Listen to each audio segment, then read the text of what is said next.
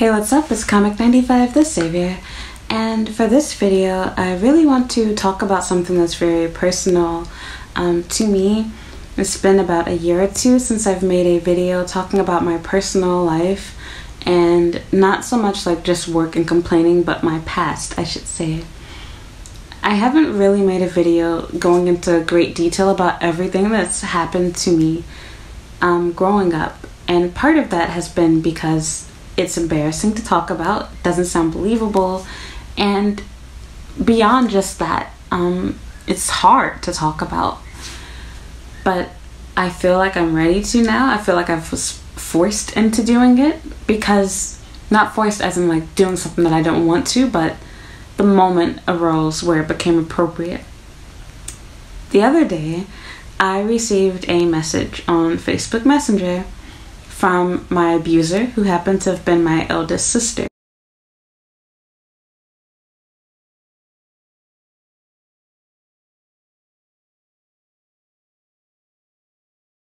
Whose name I will not say. I know that someday my channel will probably be big enough for people to bother to stalk me, and I'm sure I've mentioned her name in one of my videos before, but long story short, she sent me a message at like 5 a.m. my time. I got up to go to the bathroom, and I literally had to rub my eyes and look at my phone like 3 times because it scared me. I was just telling my boyfriend about her literally hours earlier, talking about my family and basically, you know, going into further detail with some things that I hadn't mentioned to him before. And it was almost like she knew that I was talking about it. She sent me a message saying that she forgave me, and I talked about this on Instagram the other day. And my initial reaction was I was happy to be able to talk to her again and finally tell her off. I was scared to get a message from her because it was unusual. I hadn't spoken to her in 10 plus years. And I didn't know what I wanted to say.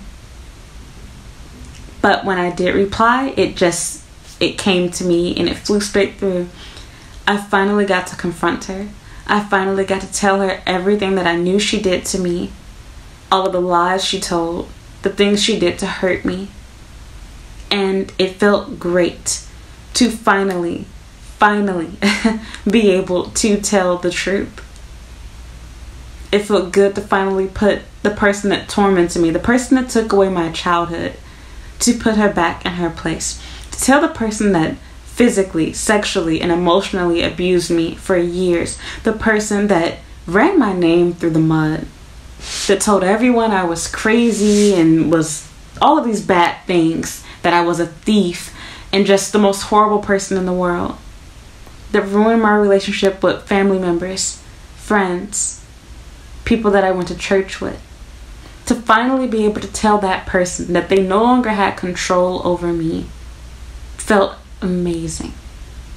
I was so grateful to have finally been able to do that. And there's literally nothing in this world that can compare to doing that, I promise you.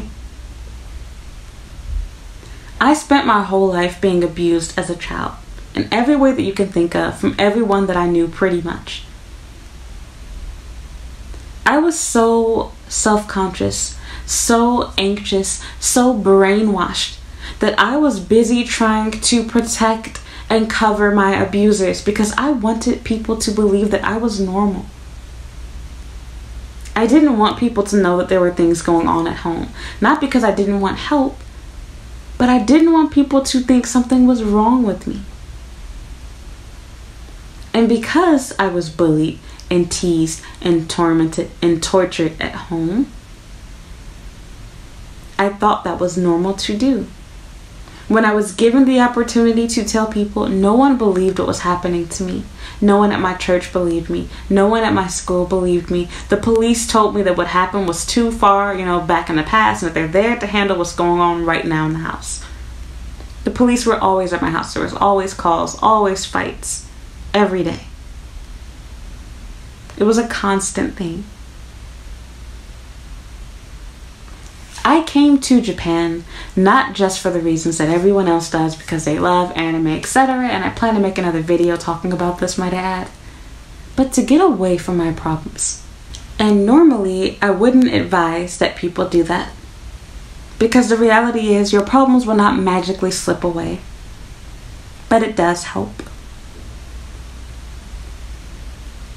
I thought turning 18, I was going to run off, have a baby, get married, etc., start my career, start my life. I just wanted to get out of my house. The only thing that even got me to the age of 18 was the fact that I begged my mother for 2 cats, one of which I paid for out of my own pocket. I did whatever I could. I did not want to be inside of that house. It was hell for me. And the people that were supposed to protect me did not. And even to this day, they don't fully understand their role that they played, especially my own father, my dad. Everything is just, I'm sorry, excuses, and just a matter of people trying to clear their name. Excuse me, my back itches. Not so much a concern about me, not so many questions about what exactly happened. Just a matter of people wanting to clear their name.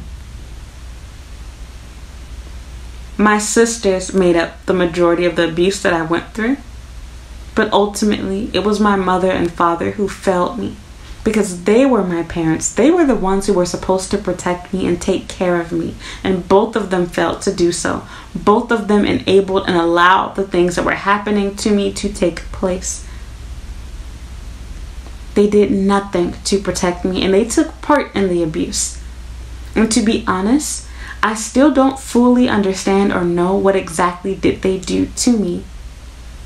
I have been through so much as a child that I literally had moments in my childhood that I mentally blacked out.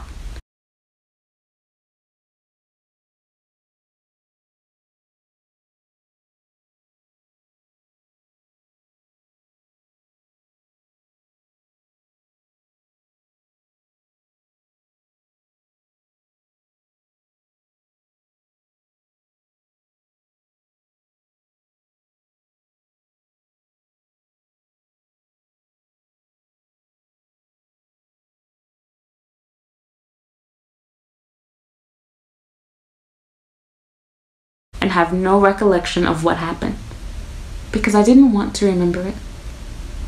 And one of those moments is one that has traumatized me to this day, that has changed my life.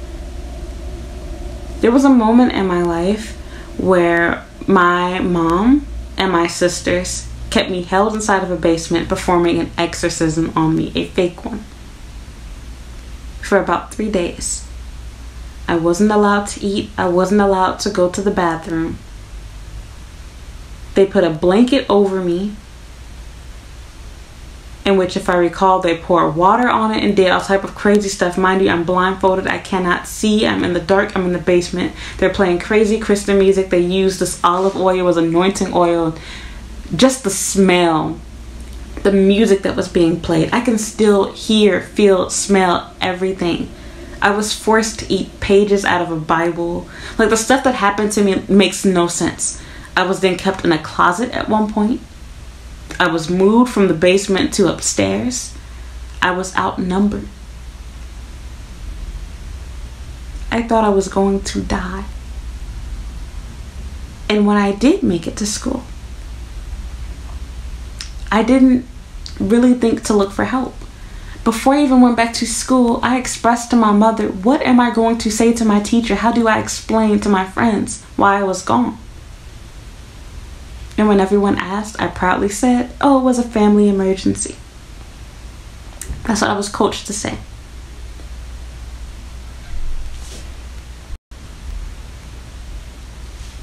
I not only wanted to cover up for what they did, but I didn't want people to know what they thought of me, which was that I was demon possessed. I was crazy.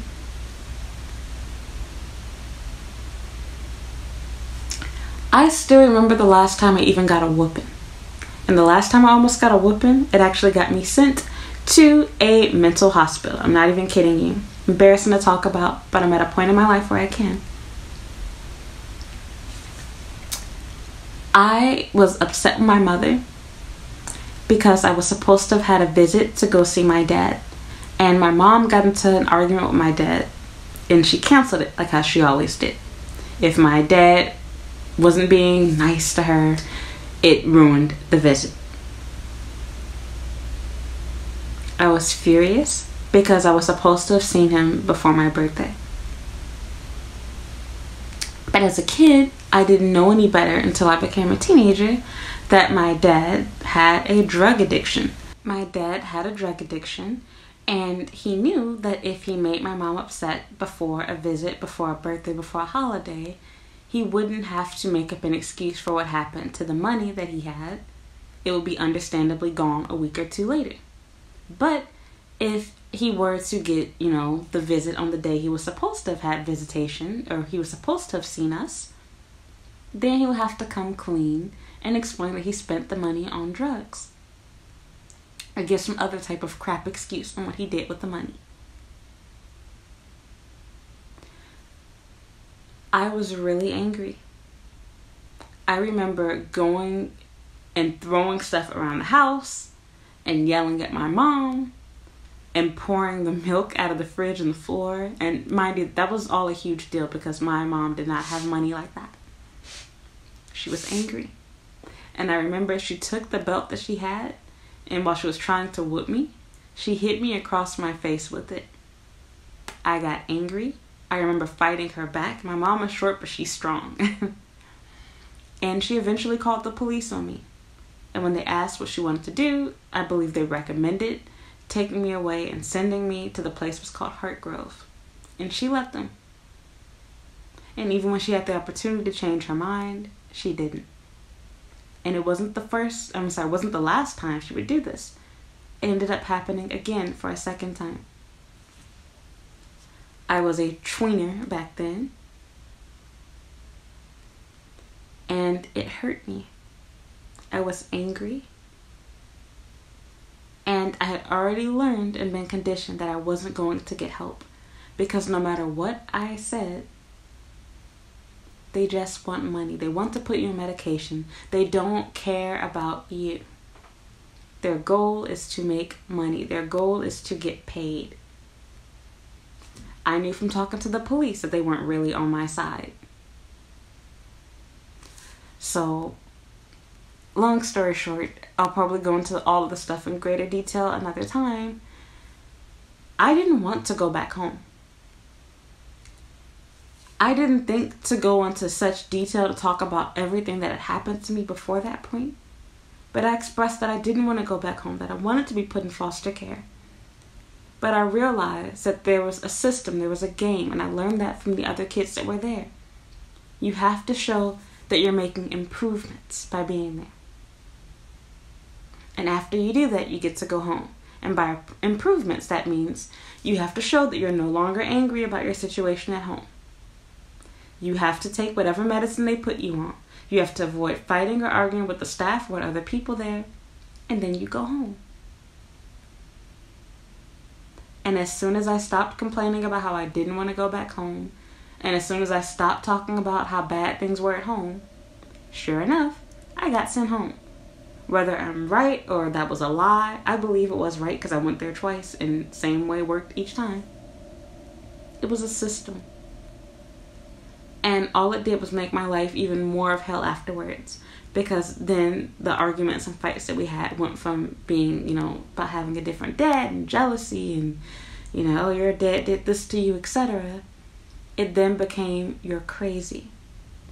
And now it got to the point where when I was being sexually abused, when I was being physically abused, when I was being emotionally abused, all they have to do is say, you're crazy.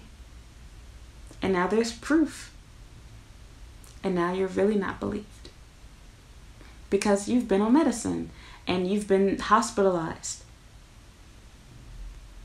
You're just making up stuff. No one touched you. No one hit you. It's all in your head. I went to the police for help. They wouldn't help me. I went to my church for help. They wouldn't help me. I went to my school for help. They wouldn't help me. My family knew what was going on. They didn't help me. They actually participated in it. Didn't really have friends growing up. Didn't really talk to my extended family. My doctor didn't help me. I was alone. I didn't have it in me to stand up for myself. I didn't think to stand up for myself. I didn't try to run away. I don't know why. I had this fantasy in my mind that everything needed to look perfect. I needed to try my best to pretend like I was normal and nothing was happening. And as I was trying to cover one thing, another thing would happen. It didn't just stop at what was going on at home. I was being touched at school.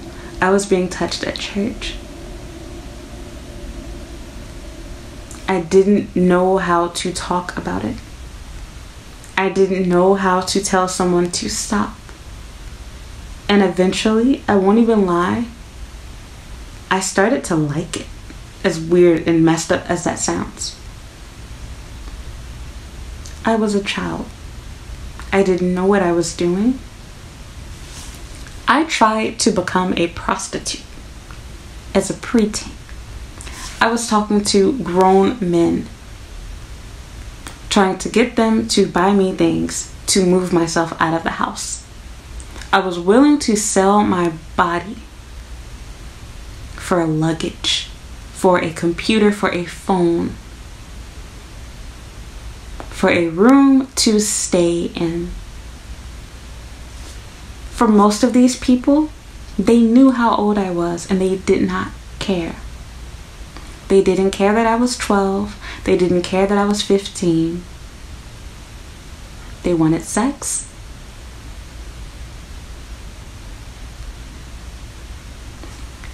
I got to the point where I stopped trying to get help.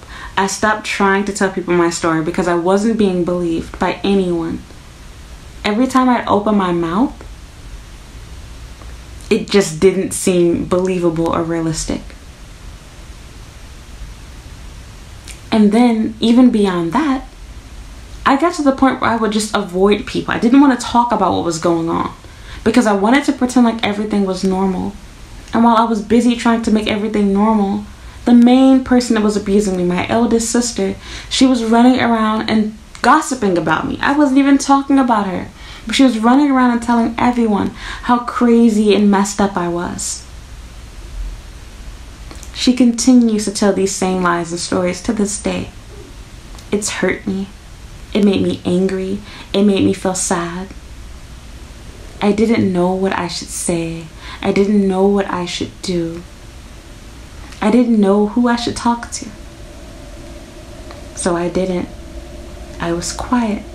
My entire life, I said nothing to no one. And if you asked what happened, I just said I don't talk to my sisters like that. Or I pretended like we did talk. I pretended like things were okay with my mom and dad. I pretended like they were not involved in what was happening to me. People think it's so easy to cut off your family, but it's not. Especially not when you're a family-oriented person. For me, they're all I have. They're all I've ever known. I only have one mom. I only have one dad.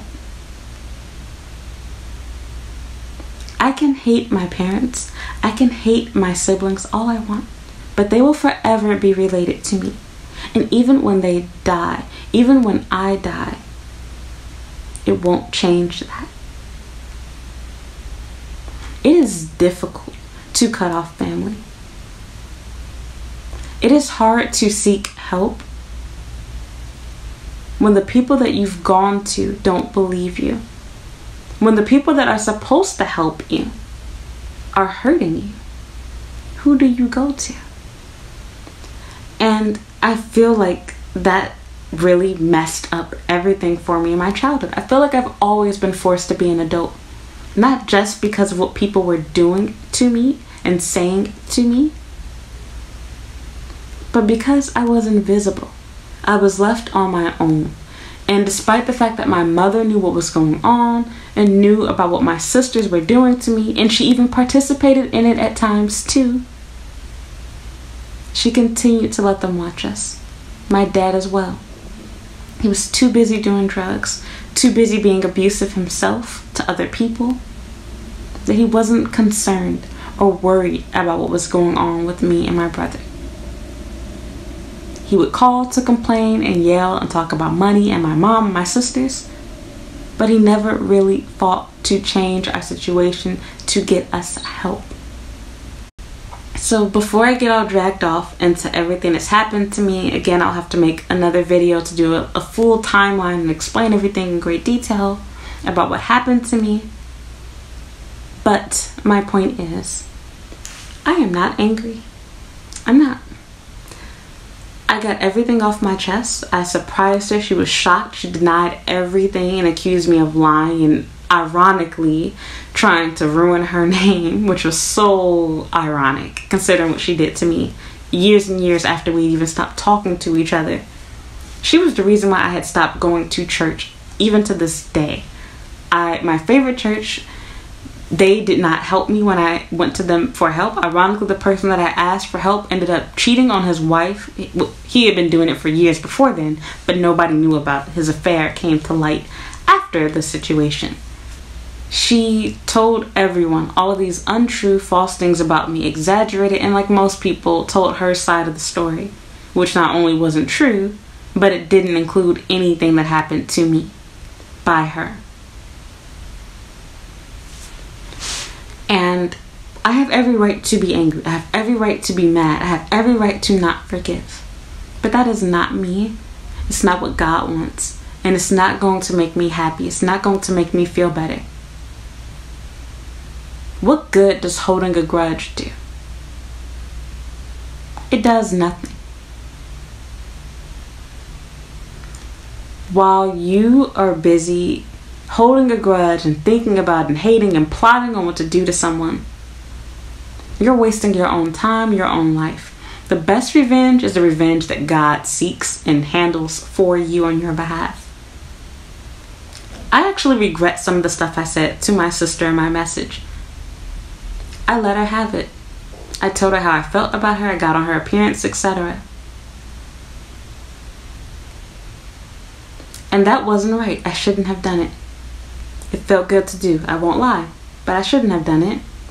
Didn't justify what I said or did. But despite that, I'm not legitimately mad. I'm over it. You can forgive people without talking to them. You can forgive people without them understanding that they need forgiveness, like how she pretended to do for me on my behalf.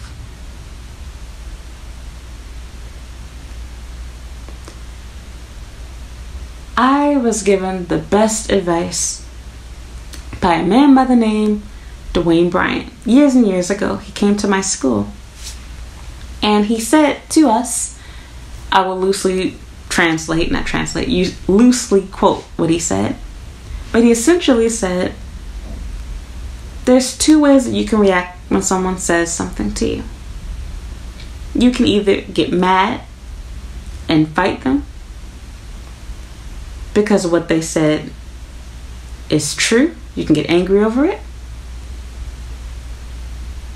Or you can say, yeah, okay, that's true. Or, no, that's not true. What does fighting do? What does bad-mouthing the person back do? What does arguing do? Are you really proving a point? Are you really going to change their mind through violence, through slander? Maybe you can, maybe you will. But is it worth it? And it's probably not. I don't want to hurt anyone. I never want to make anyone feel the way that I did. To this day, I struggle with suicidal depression and anxiety and OCD.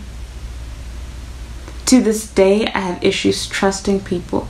I have issues with family. I'm afraid to have my own because of her, because of my mom, because of my dad, because of my sisters, because of my brother. It hurt me. But I can choose. Do I want to focus on everything that's wrong in my life? Or do I want to focus on what's good and try to make things better for myself moving forward? And part of making it better is letting go of the past. Everyone's not going to like you. And everyone's not going to believe you and your story. Everyone's not going to listen to your story. Everyone's not going to want to hear what you have to say. And that's okay. Because your story doesn't need everyone. I used to wonder why God was doing this to me. But now, I am grateful for every bad and negative thing that's happened to me. I have a story that I can tell.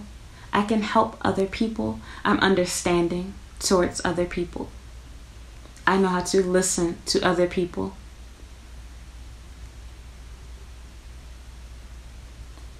And I hope that my experience will continue to help others. To my sisters, if they ever watch this, since I know they spy on me on Instagram, I don't hate you. I don't. And I forgive you. I don't know why you did what you did to me. I'm not okay with what you did or said about me or to me.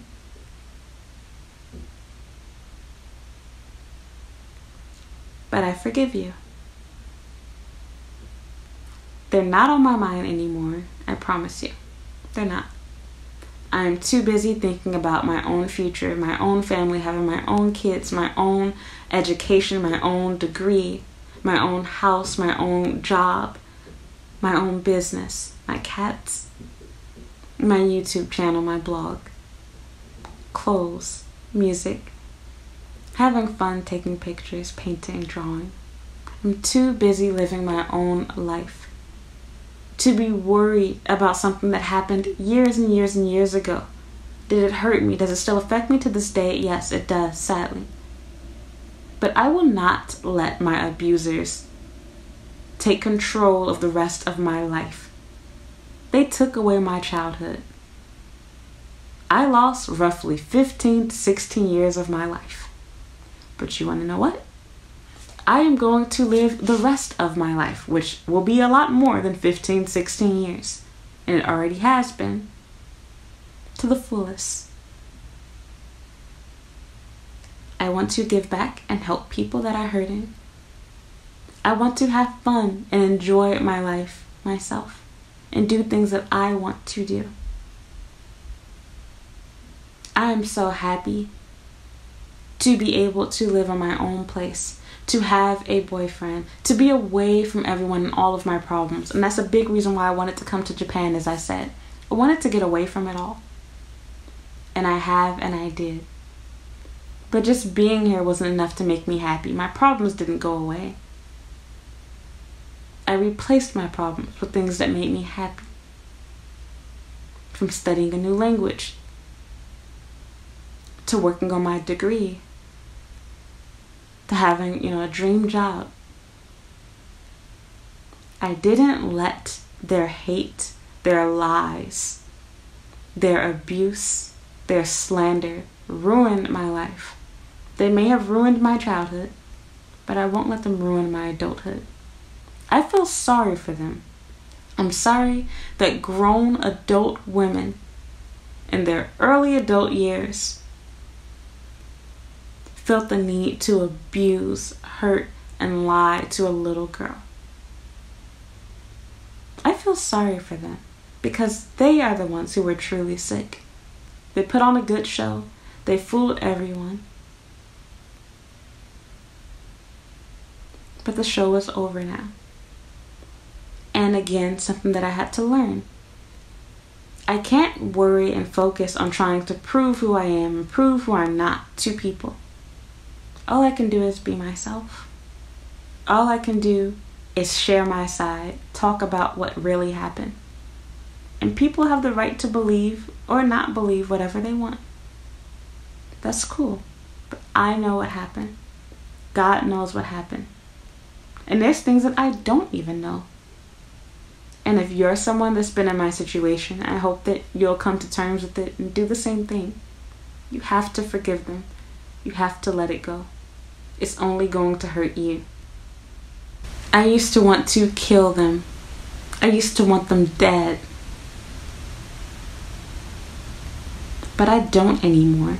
I feel sorry for their children. I feel sorry for their friends and family that still have to put up with them. I'm glad that I don't. I feel sorry that my nieces and nephews will never have a relationship with their half auntie. I feel sorry for my parents for allowing these monsters to do what they did. I feel sorry for my parents participating and allowing what happened to me to take place. And I pray to God that I will never be a mother like that, and that I will never do what they did. I don't understand what happened to me.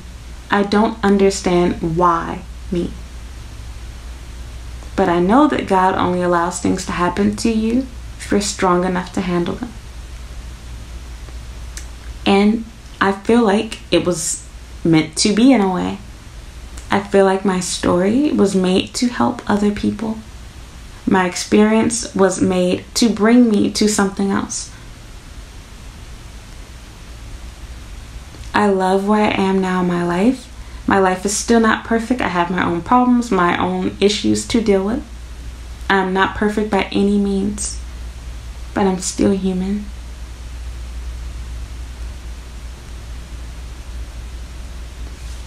I've learned to, as they say, let go, let God. And it's honestly made me so much happier. So that's that. I just felt the need to make a little video to kind of talk about what's been going on and to show you guys what I was feeling and to share what I had already shared on Instagram.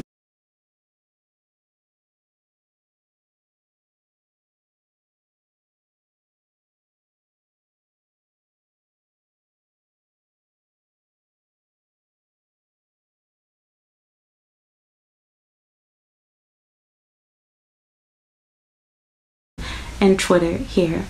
So thank you so much for watching and for reading, and I'm sorry to make a sad, depressing video like this, and sorry I didn't go into more detail. I promise I will eventually, but there's so much to the story. It's so long to go into, and I honestly just recently told my own dad about the details of some things that happened that he didn't even know all of the information towards. My mother apologized. My father apologized. I've never received a formal apology from any of my siblings. And even with my parents, especially my dad, I never felt like the apology was genuine to this day. And I don't need it to be. Like I said, I've already prayed about it. I've asked God to forgive them, and I've forgiven them. And I'm done with it. I don't want to be bothered with it. I don't care what they say or think about me. Because there will always be people that hate me. There will always be people that, spread false rumors about you, that gossip about you. There will always be people that will bring up your past. There will always be people that don't know your past, that think they can talk about it. So that's that. Again, thank you for listening, thank you for watching, and thank you for supporting and loving me. I appreciate you. I'm so happy to have this YouTube channel and the blog that I have. I enjoy posting videos. I enjoy reading comments. I enjoy replying. I enjoy knowing that I'm helping you and that you can relate to me. I feel like I have a family here through my social media. So thank you so much for being here. Thank you for being on my side, hopefully. And again, just thank you for making me feel normal again. Thank you. Goodbye.